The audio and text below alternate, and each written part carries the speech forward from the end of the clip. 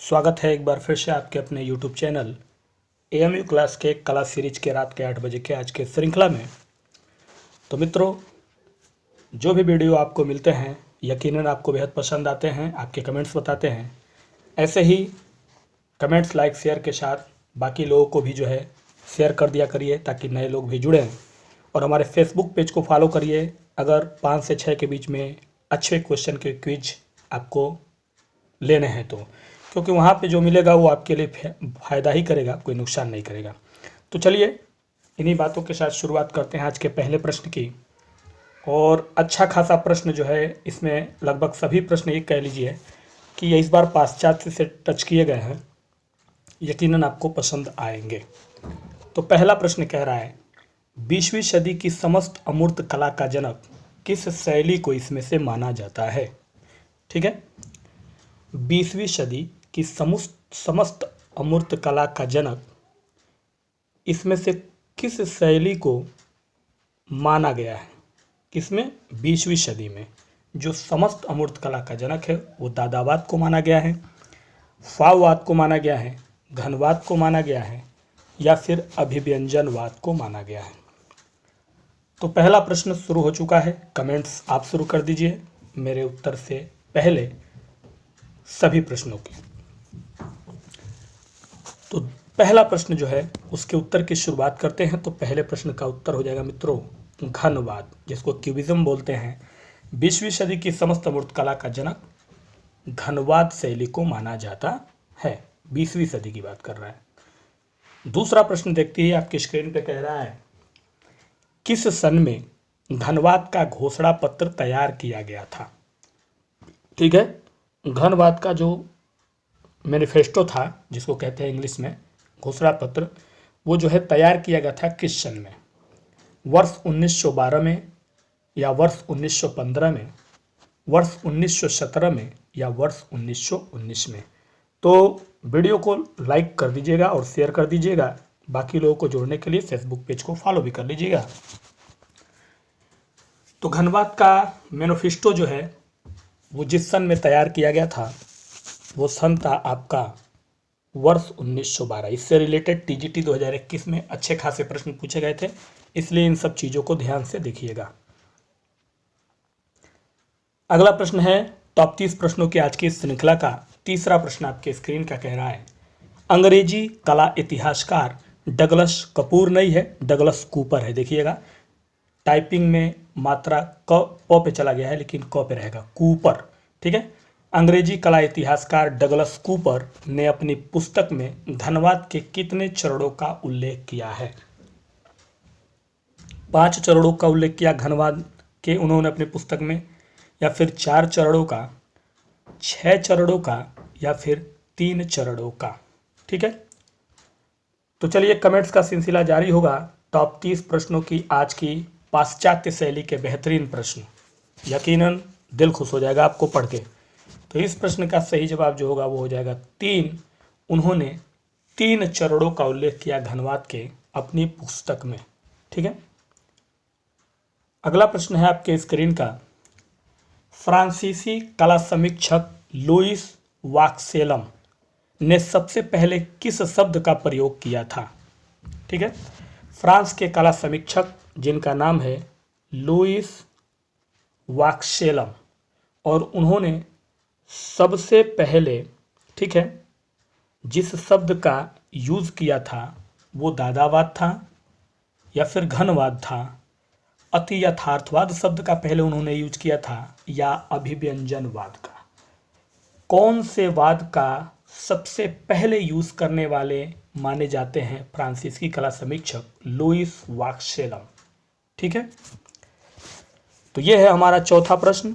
सही जवाब इसका जो होगा वो हो जाएगा B, घनवाद, घनवाद शब्द का। ठीक है, सबसे पहले याद रखिएगा लुइस वाक्सेलम फ्रांस के रहने वाले हैं, कला समीक्षक है। इन सब बातों को ध्यान में रखिएगा। अगला प्रश्न है, निम्नलिखित में से कौन 20वीं शताब्दी का महान चित्रकार था? 20वीं सदी का महान चित्रकार लियोनार्डो दा विंची था या माइकल एंजिलो, जॉन कॉन्स्टेबल या पाब्लो पिकासो? ठीक है, महान चित्रकार की कैटेगरी में रखा गया इसमें से एक पाश्चात्य कलाकार को 20वीं शताब्दी के। तो वो पाश्चात्य कलाकार है मित्रों आपके पाब्लो पिकासो। पाब्लो पिकासो जिनकी मृत्यु 8 अप्रैल 1973 में 91 साल की वर्ष में हो गई थी। वही एक ऐसा चित्रकार हैं जो 20वीं सदी के चित्रकार के रूप में जाने जाते हैं। ठीक है, आगे बढ़ते हैं। अगला प्रश्न, प्रश्न का कहना है घनवाद का पहला चित्र इनमें से किनका है। यानी क्यूबिज्म मीन्स घनवाद का जो फर्स्ट चित्र है, पहला चित्र है, वो पाब्लो पिकासो का बनाया हुआ है या फिर जॉन मीरो का, पॉल गॉगिन का या जॉर्ज ब्राक का। किसने क्यूबिज्म का पहला चित्र बनाने का श्रेय दिया जाता है किसे, या कह लीजिए कि किसने इसमें से बनाया है। ड्रॉप करिए कमेंट्स को फटाफट अपने आज के बेस्ट परफॉर्मेंस के साथ। 6 नंबर प्रश्न स्क्रीन पे है और इसका सही जवाब जो है वो हो जाएगा ए, पाब्लो पिकासो का। ठीक है, आगे बढ़ते हैं। 7वां प्रश्न देखिए स्क्रीन पे, कह रहा है कलाकार पाब्लो पिकासो किस शैली के लिए प्रख्यात थे। ध्यान दीजिएगा, शैली की बात पूछ रहा है।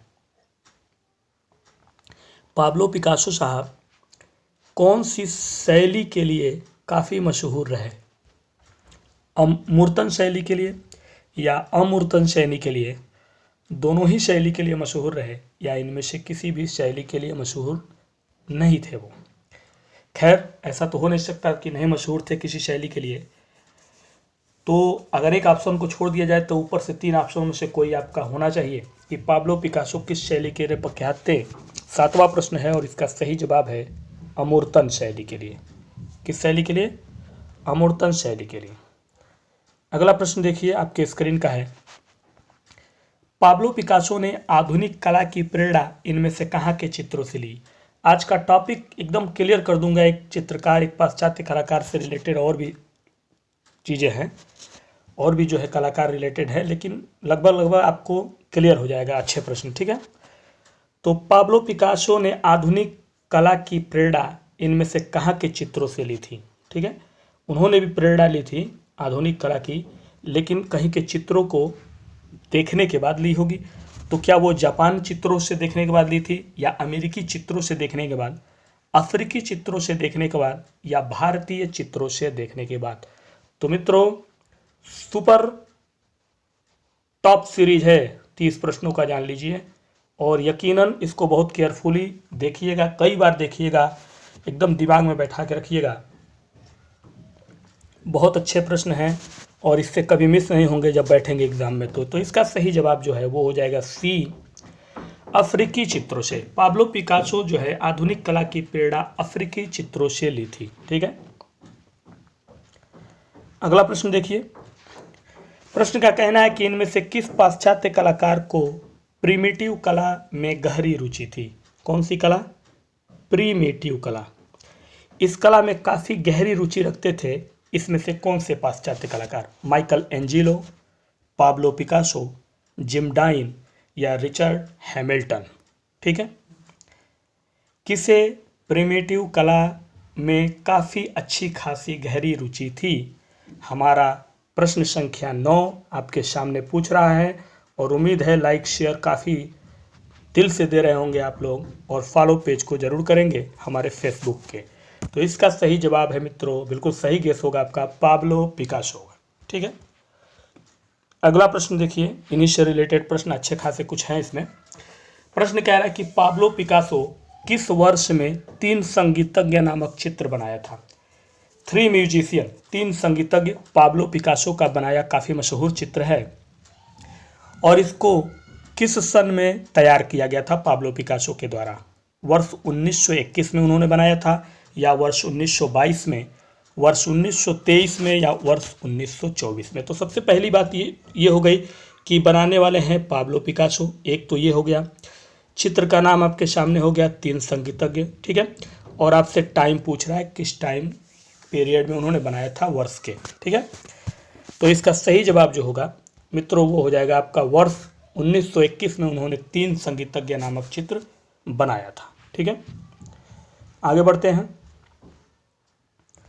अगला प्रश्न है आपके स्क्रीन का कि पाब्लो पिकासो का वह चित्र जो घनवाद, अति यथार्थवादी और अभिव्यंजनवादी, यानी घनवादी, अति यथार्थवादी और अभिव्यंजनवादी तीनों शैली में वो चित्र आता है, वो कौन सा चित्र है जो इन तीनों शैलियों में आता है पाब्लो पिकासो का? क्या वो तीन संगीतज्ञ हैं, ठीक है, या शांति है, या फिर गर्ल विद ए मैंडोलिन है, या ग्वेर्निका है? ठीक है, कौन सा चित्र है जो घनवाद, अति यथार्थवाद और अभिव्यंजनवाद तीनों शैली में आता है पिकासो का?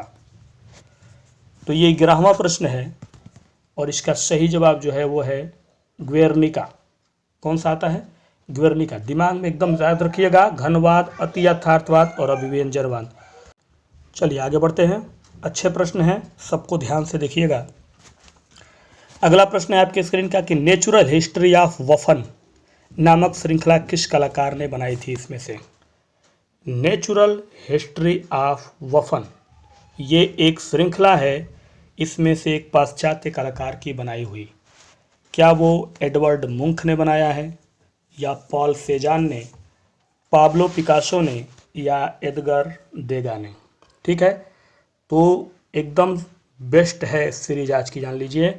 और मैं चाहूँगा कि आपका 30 में अगर जिसका बेस्ट हुआ, मतलब कि उसने जो है पाश्चात्य कला की 20वीं शताब्दी की जो कला है उसको बहुत अच्छे से पढ़ा है और वो कभी मिस नहीं जाएगा।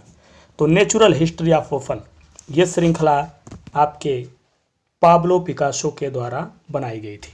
ठीक है, बढ़ते हैं प्रश्न संख्या 13 की तरफ। पिकासो का रंगों के आधार पर अलग अलग कितने जो है पीरियड रहे? ठीक है, पिकासो का रंगों के आधार पर कह रहा है, रंगों के आधार पे पाब्लो पिकासो का कितनी जो है पीरियड रहे, कितने कितने जो है, 5, 3, 4 या 2? ठीक है, शानदार प्रश्न है और ये कह लीजिए कि ये सभी series very very important. Total इसमें जितने प्रश्न हैं मैं चाहूँगा कि शुरू से अंत तक बने रह के देखिएगा, अगर इस प्रश्न को अच्छे से तैयार रखना है तो इसका सही जवाब है मित्रों 3। ठीक है, आगे बढ़ते हैं। अगला प्रश्न कह रहा है पाब्लो पिकासो को कौन सा चित्र, यानी पाब्लो पिकासो को नहीं, पाब्लो पिकासो का कौन सा चित्र एक रंगीय योजना में चित्रित है? ध्यान दीजिएगा, एक रंगीय योजना में चित्रित किया गया है। इनमें से कौन सा पाब्लो पिकासो का बनाया चित्र? ग्वेर्निका, 3 नर्तक, नट का परिवार, या भाड़ का परिवार? ये जो चारों नाम आपको स्क्रीन पे दिख रहा है, ये चारों जो है पाब्लो पिकासो का ही बनाया हुआ चित्र है, पहले तो ये जान लीजिए। लेकिन हमारा सवाल है इसमें वो चित्र बताइए जो एक रंगीय योजना में चित्रित किया गया। तो एक रंगीय योजना में इसमें से जो चित्रित किया गया वो है ग्वेर्निका। कौन है? ग्वेर्निका। ठीक है, अगला देखिए, घनवादी कला आकृतियों को किस रूप में देखते हैं? जो घनवादी हैं, यानी घनवादी के जो कलाकार हैं, वो कला की आकृतियों को कौन से रूप में देखना पसंद करते हैं, या किस रूप में देखते हैं? वो ये कह रहा है, वो घन के रूप में उन्हें देखते हैं, या फिर शंकु के रूप में, दोनों ही रूपों में, या फिर इनमें से कोई नहीं? ठीक है, फिर से एक बार ध्यान से प्रश्न को एक लाइन का लेकिन समझिए। घनवादी यानी घनवादी में काम करने वाले जो कलाकार थे, या कलाकार अभी भी जो होंगे, ठीक है, वो कला आकृतियों को किस रूप में देखते हैं, ये पूछ रहा है। तो मित्रों, घनवादी के कलाकार कला आकृतियों को जो है इन दोनों रूपों में देखते हैं, मीन्स घन के रूप में भी और शंकु के रूप में। आप देखेंगे जब घनवादी शैली में बना पाब्लो पिकासो का कोई भी आप चित्र देखिए, तो आपको उस चित्र में बिल्कुल ये समझ लीजिए कि कुछ इस तरह से घन के आकार में दिखाई देगा आपको, या तो फिर इस तरह से घन के आकार में कुछ इस तरह से बना हुआ उसमें होगा, या फिर कह लीजिए उसमें शंकु के आकार का कुछ ऐसे इस तरह से करके डिजाइन सब चित्रों के जुड़े हुए होंगे। तो इसीलिए इसको दोनों ही रूपों में वो देखा करते थे। ठीक है, अगला प्रश्न है, घनवाद कितने प्रकार का होता है? जो घनवाद है, जो क्यूबिज्म है, वो कितने टाइप का होता है? 6, 4, 3 या 2। तो एक बार फिर से हम्बल रिक्वेस्ट है आपकी कि फॉलो आपको करना है फेसबुक पेज को मेरे जरूर करिए, एमयू क्लासेस 8।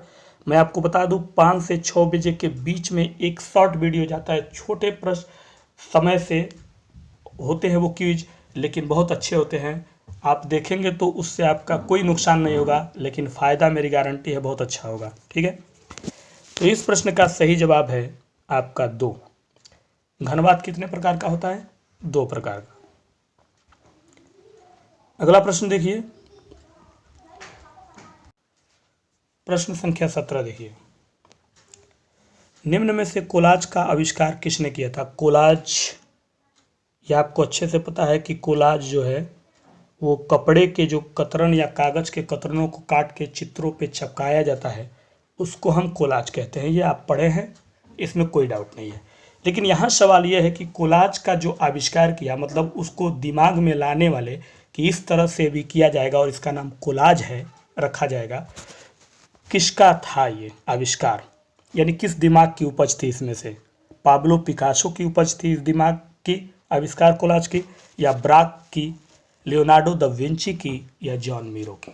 ठीक है, तो सभी प्रश्न इस वीडियो के शानदार हैं और यकीनन आप इसको पूरा देखेंगे और अच्छे रिस्पांस के साथ इसमें आप एक्टिव रहेंगे।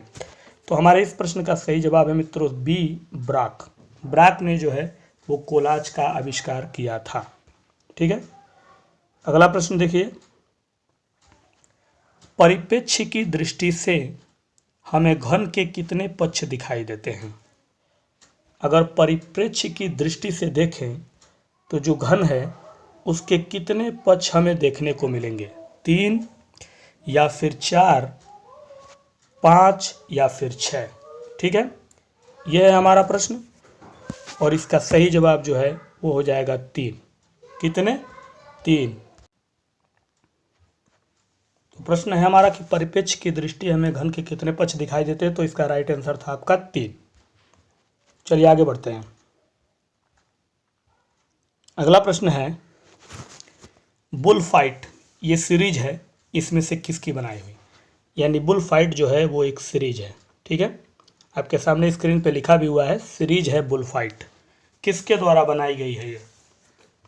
जॉन वान आइक के द्वारा, टिशियन के द्वारा, पाओलो उचिल्लो के द्वारा, या पाब्लो पिकासो के द्वारा?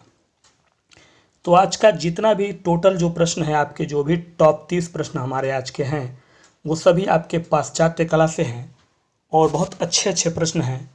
यकीन मानिए कि 20वीं सदी की कला के जो कलाकारों का आज का वीडियो आपको चला है उसमें हर चीज़ क्लियर मैं कर दूंगा, ताकि आपको आगे कंपटीशन में इससे संबंधित कोई प्रश्न डाउट में नहीं रहेगा। अगर रहेगा तो उसको कमेंट्स करिएगा, क्लियर कर दूंगा। तो इसका सही जवाब है आपका मित्रों D, Pablo Picasso. Bull fight series Pablo Picasso ने बनाया। अगला प्रश्न है आपके स्क्रीन का, प्रथम कोलाज कृति किस कलाकार की मानी जाती है? अब यहाँ देखिए, पहली जो कोलाज कृति है वो किस कलाकार की इसमें से मानी जाती है? ब्राक की, रैफेल की, पाब्लो पिकासो की, या टिशियन की? अब आपके दिमाग में इसको पढ़ने के बाद ऊपर एक प्रश्न पढ़ा था तो आपके दिमाग में ये आ रहा होगा कि अभी तो थोड़ी देर पहले सर ने पढ़ाया है कि कोलाज का जो आविष्कार किया था वो ब्राक ने किया था। और कई लोग जो है फटाक से ड्रॉप करेंगे अपने कमेंट्स को उस उत्तर में, लगभग अगर हो सकता है तो कुछ लोग करेंगे, सभी नहीं, कुछ लोग के दिमाग में आ जाएगा ये बात। लेकिन बिल्कुल यही ये गलती करेंगे। आपको ध्यान देना है कि ब्राक जो है वो कोलाज के आविष्कारक थे, लेकिन पहली कोलाज कृति जिन्होंने बनाई थी वो थे आपके पाब्लो पिकासो। कौन थे? Pablo Picasso. 21 नंबर प्रश्न आपके स्क्रीन पे कह रहा है, पाब्लो पिकासो ने कुल कितनी मूर्तियां बनाई थी? अब देखिए, पाब्लो पिकासो चित्रकार के साथ साथ एक बेहतरीन मूर्तिकार भी थे। ठीक है, और उन्होंने अपने जीवन काल में बहुत सारी मूर्तियां बनाई हैं।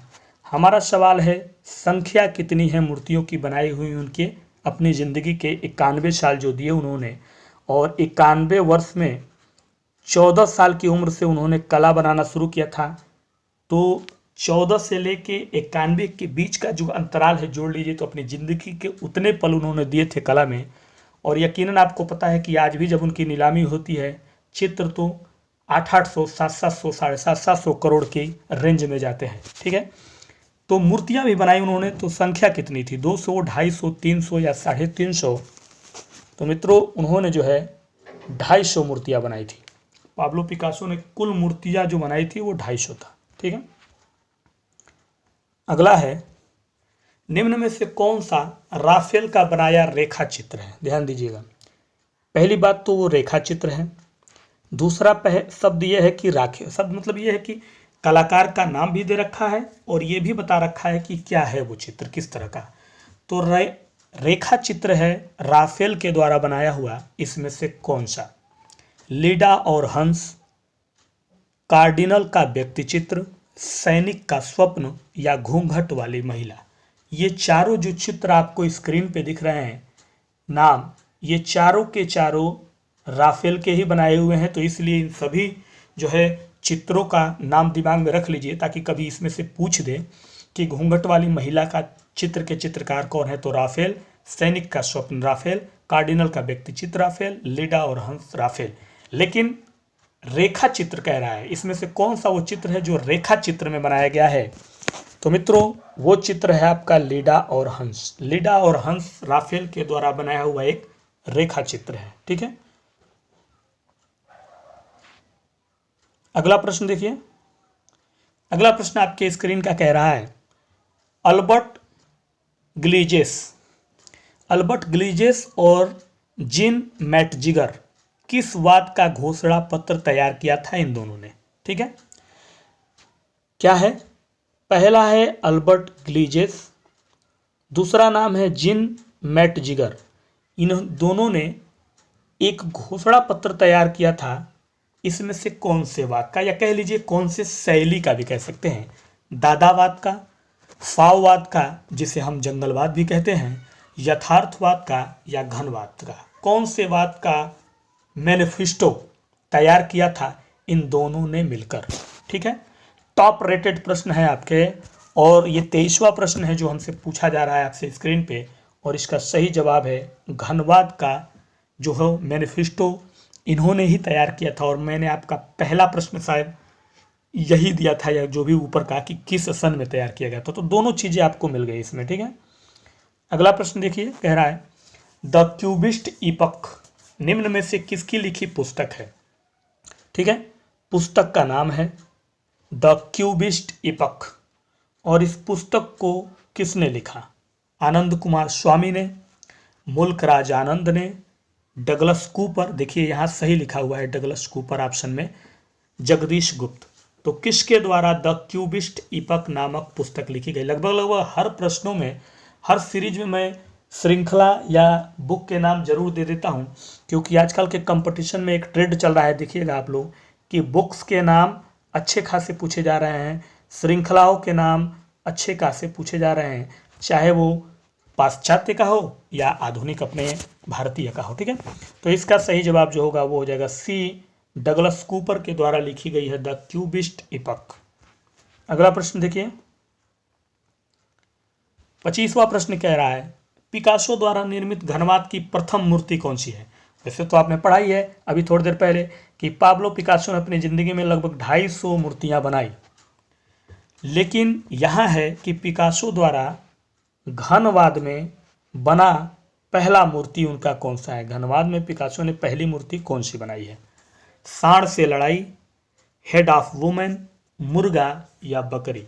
ये जो चारों दिख रहा है पिकासो का ही बनाया हुआ है, लेकिन इसमें से एक ऐसी मूर्ति है जिसे घनवाद की पहली मूर्ति कहा गया है, पिकासो की बनाई 250 मूर्तियों में से वो भी एक शामिल है, लेकिन पहली है, यानी मूर्तियों की शुरुआत करने से कह लीजिए पहले उसको बनाया गया था। तो इसका सही जवाब जो है वो हो जाएगा आपका बी, हेड ऑफ वुमेन। घनवाद का पहला मूर्ति है पिकासो के द्वारा बनाया हुआ। अगला प्रश्न है, इनमें से किस वर्ष में घनवाद समाप्त हो गया था? मतलब जो घनवाद का दौर चल रहा था, यानी घनवाद का दौर का मतलब ये होगा कि घनवादी कह लीजिए शैली में जो चित्र या मूर्तियां जो बन रही थी, ठीक है, उनका दौर जो है समाप्त हो गया कौन से साल में? ये कहने का मतलब इस प्रश्न का कि 1925 में उसका दौर समाप्त हो गया, मतलब स्टाइल को बदल दिया गया, कहने का मतलब नया स्टाइल ले लिया गया, या 1926 में, 1930 में, या 1932 में। अब आपको एक चीज़ और दिमाग में रखिए कि कभी कभी एग्जामर कुछ ही तरीके से भी प्रश्न पूछ सकता है। जैसे मैंने आपको बताया कि 1973 में 8 अप्रैल को पाब्लो पिकासो दुनिया से चले गए 91 वर्ष की उम्र में, लेकिन घनवाद जो है वो उनसे मरने से पहले ही जो है उस स्टाइल को बदल दिया गया और नया स्टाइल अपना लिया गया। लेकिन पाब्लो पिकासो आगे, उसके आगे जाके जो है दुनिया को से हटे, जबकि घनवाद के जन्मदाता के रूप में वो भी जाने जाते हैं। तो इसका जो सही जवाब है वो हो जाएगा आपका ए, 1925 में वो समाप्त हो गया था। ठीक है, आइए अगला प्रश्न देखिए। एडवर्ड मुंक ने अपनी पेंटिंग द स्क्रीम के कितने संस्करण बनाए थे? द स्क्रीम, जिसको हिंदी में आप कहते हैं चीख, कई जगह आपको लिखा हुआ मिलेगा चीख, कई जगह आपको यही चीज़ इंग्लिश में लिखा है, हिंदी में लिखा हुआ है, हिंदी में इस इंग्लिश को लिखा होगा द स्क्रीम, इस तरह से लिखा होगा। तो कंफ्यूज मत होइएगा, द स्क्रीम इस तरह से लिखा हो या जो मैंने लिखा है वो लिखा हो, या फिर हिंदी में लिखा हो चीख। द स्क्रीम का मतलब हुआ चीख, एडवर्ड मुंक का बनाया पेंटिंग है। यहाँ सवाल ये है कि इस पेंटिंग के कितने संस्करण उन्होंने बनाए, 2, 3, 5 या 4। ठीक है, तो मित्रों उन्होंने इस पेंटिंग के 4 संस्करण बनाए हैं। कितने? 4 संस्करण। आगे बढ़ते हैं, अगला है ब्लू सर्कस, इनमें से किस पाश्चात्य कलाकार ने चित्रित किया है? चित्र का नाम है ब्लू सर्कस और इसमें से उस पाश्चात्य कलाकार का नाम हमें बताना है कि क्या एडवर्ड मुंक ने चित्रित किया इसे, या फिर पॉल क्ली ने, मार्क शागाल ने, या फ्रिडा कोहलो। किसने चित्रित किया ब्लू सर्कस नामक चित्र? तो फाइनल सबमिट से बस थोड़ी दूर दूर हैं आप, और मैं चाहूँगा कि लाइक शेयर का सिलसिला, खासकर शेयर और फेसबुक पेज को आप लोग भी एडवर्टाइज़ कर सकते हैं हमारे, ताकि लोग फॉलो कर लें आपके साथ साथ। जब आप जुड़ेंगे तभी बाकी लोग जो है साथ देंगे। तो इसका सही जवाब जो होगा वो हो जाएगा सी, मार्क शागाल ने बनाया इस चित्र को। ठीक है, आइए सेकंड लास्ट प्रश्न देखिए। 29 नंबर प्रश्न कह रहा है द 4 लिटिल गर्ल, 4 छोटी बच्ची कह लीजिए हिंदी में, लेकिन इंग्लिश में लिखा हुआ है द 4 लिटिल गर्ल। ये क्या है?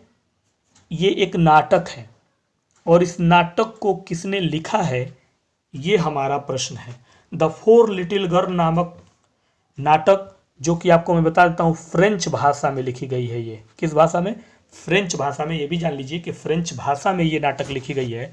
क्या ये डगलस कूपर के द्वारा लिखी गई है, या पाब्लो पिकासो के द्वारा, साल्वाडोर डाली, या मैक्स अर्नस्ट के द्वारा? ठीक है, किसके द्वारा ये नाटक जो कि फ्रेंच भाषा में लिखी गई है द 4 लिटिल गर्ल, किसने लिखा? बहुत अच्छे प्रश्न हैं और सुपर बेस्ट प्रश्न है आपके, ये याद रखिएगा। और इस प्रश्न का सही जवाब जो है वो होगा आपका पाब्लो पिकासो का लिखा ये नाटक है द 4 लिटिल गर्ल। और वीडियो का आखिरी प्रश्न आप देख सकते हैं स्क्रीन पे। फाइनल सबमिट करिए मेरे उत्तर से पहले। कितना सही किया आज के सीरीज को जरूर बताइएगा। पॉल क्ली की कला से किस आधुनिक भारतीय कलाकार की तुलना की जाती है? ध्यान से देखिएगा। पाश्चात्य कलाकार पॉल क्ली, इनकी जो कला है उनकी उस मतलब पाश्चात्य कलाकार पॉल क्ली की जो कला है, ठीक है, उनके कला की जो तुलना की गई कौन से भारत के आधुनिक कलाकार से की गई? रविंद्रनाथ टैगोर के, प्रश्न समझ गए होंगे मेरे भाव को मैं क्या कहना चाहता हूँ, यामिनी रंजन राय के कला से तुलना की गई, या फिर M.F. हुसैन के, या गुलाम मोहम्मद शेख के। ठीक है, मतलब जो पॉल क्ली की कला है इनमें से एक भारतीय आधुनिक कलाकार की तुलना उनकी कला से की गई, कि उनकी और इनकी तुलना एक साथ की गई। जैसे होता है ना कि एक टीचर जो है बेस्ट पढ़ा रहा है, तो उस एक और टीचर ऐसा आया कि आपने कहा कि इनकी तुलना इस क्लास से हम कर सकते हैं, ये भी इसी तरह पढ़ाते हैं, तो ठीक वही चीज़ है। तो कौन है उसमें से, इसमें से आधुनिक कलाकार? तो फाइनल प्रश्न है, सबमिट हो गया होगा मेरे उत्तर से पहले, मुझे याद है बहुत अच्छे से कि आप लोग का कमेंट्स पहले आ जाता है। तो इसका सही जवाब है मित्रों रविंद्रनाथ टैगोर। गुरुदेव रविंद्रनाथ टैगोर जिन्होंने 64 वर्ष की उम्र में कला बनाना शुरू किया था और महाप्रयाण की चित्रांकन इनका ही बनाया। महाप्रयाण जो था इनका था, उसमें चित्रांकन रविंद्रनाथ ने किया और अपनी तुलिका को त्यागा भी। तो पालकिली की कला में रविंद्रनाथ टैगोर की तुलना की जाती है आधुनिक कलाकार की। तो मित्रों आज के पाश्चात्य कला और उसमें बताए गए प्रश्न आपको कैसे लगे जरूर बताइएगा और वीडियो में बने रहिएगा, लाइक शेयर और फेसबुक पेज को फॉलो जरूर कर लीजिएगा। तो चलिए आज के लिए दीजिए, कल फिर मुलाकात करेंगे इसी समय इसी टाइम कुछ अच्छे प्रश्नों के साथ। तब तक के लिए गुड नाइट, शुभ रात्रि।